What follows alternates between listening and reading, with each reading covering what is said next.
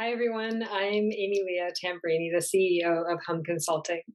One of my favorite people in the world is Parker Palmer.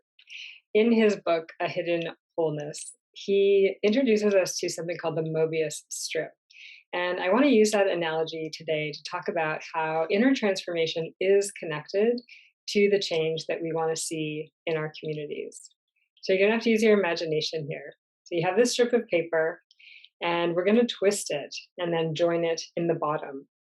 And this paper is twisted in such a way that if you run your finger around it, you're on the outside, and then your finger naturally comes to the inside, and then you go around again and you find yourself back on the outside.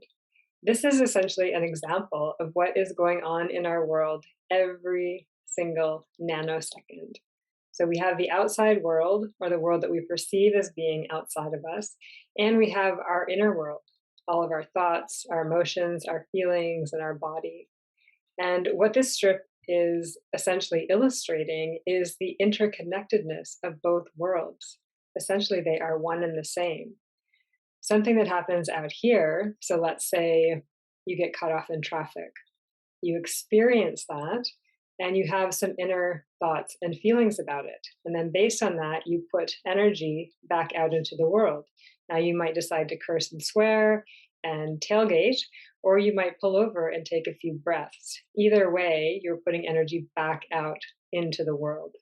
And this is why our self awareness is so important, because that allows us to interpret the world that we take in a very conscious way, not a reactive way, and then intentionally contribute back out to the world.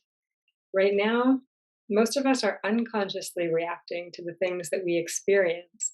A lot of times, this means we end up contributing to some of the stuff that we actually don't want to see in the world, divisiveness in particular.